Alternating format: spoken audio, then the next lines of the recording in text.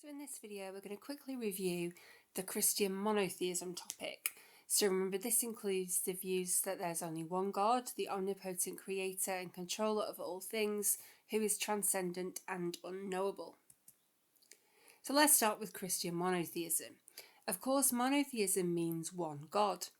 Now, Christianity grew out of Judaism, which means that Christian beliefs about God have been heavily influenced by Jewish beliefs also about monotheism.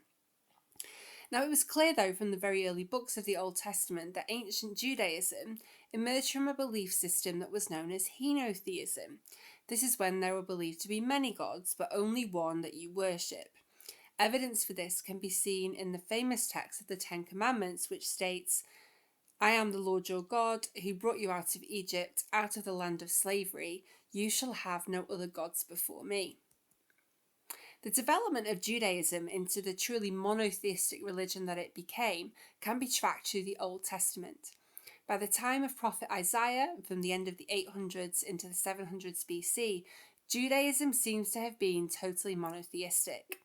We can see this in the book of Isaiah, where it states, "Apart from me there is no God." Monotheism is also clearly stated in the Old Testament book of Deuteronomy, where it says, "Hear, O Israel, the Lord our God, the Lord is one."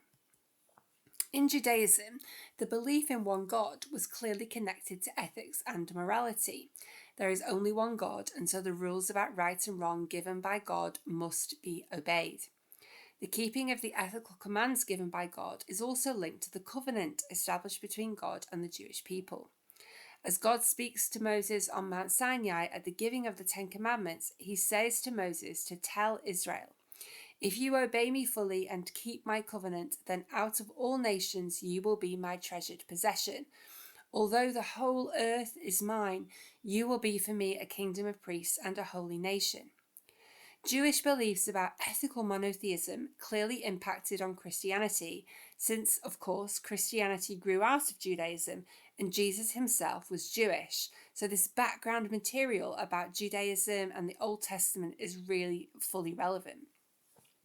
The belief in there only being one God leads Christians to believe in some of the classic attributes of God. God is viewed as omnipotent, omniscient, omnipresent, because God is the only God that there is. So God is omnipotent, all-powerful. Technically, if God is omnipotent, it means that he can do everything that is logically possible to do. However, what does this really mean? Does it mean that God literally could do anything at all, like create a being more powerful than himself even? Philosophers such as C.S. Lewis have argued that omnipotence does not mean that God can do literally anything, because God could not do anything that is inconsistent with his divine nature. In his great text, Summa Theologica, Aquinas highlighted why believing in the omnipotence of God can be so challenging and hard to understand. All confess that God is omnipotent, but it seems difficult to explain in what his omnipotence precisely consists of. God, the omnipotent creator. In the creation story, the omnipotence of God is shown as God is said to create everything that exists out of nothingness. This is known as creatio ex nihilo, and we see this in the Bible right at the beginning, where it states, "In the beginning, God created the heavens and the earth." As creator, Christians believe that God has the power and authority over all creation. They believe that God continues to sustain creation today, which again supports the belief in omnipotence. The Bible further supports Christian beliefs about the power of God shown through creation when it states in the book of Psalms, "By the word of the Lord the heavens were made, their starry host by the breath of his mouth." God is the controller of all things. If God is omnipotent, then it seems logical to claim that God must therefore be in control of everything. This view is reflected in some of the language that's used of God. For example, when God is described as the king in the Old Testament, "For the Lord is our judge, the Lord is our lawgiver, the Lord is our king." The Bible also clearly highlights that God is the sustainer, and by implication is the controller of everything. When in Paul's letter to the Hebrews, it states that God is sustaining all things by his powerful word. What does it really mean, though, to say that God is the controller of all things? An omnipotent God must be omniscient, all-knowing, but what are the implications of this belief for the Christian view that we have free will? Some Christians believe in theological hard determinism. This is the view that everything in the universe, including human thoughts, actions, and events, is controlled and predetermined by God. This clearly supports the belief that God is the controller of all things.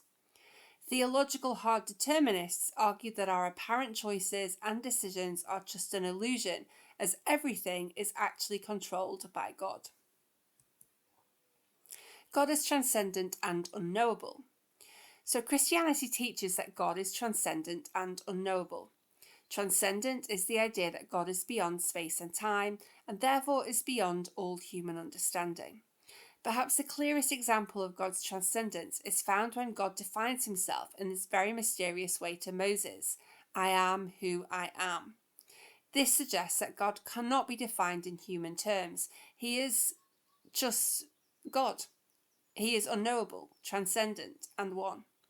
Of course, if God is transcendent, then he can't be known at all, nor can he be accurately explained using human language.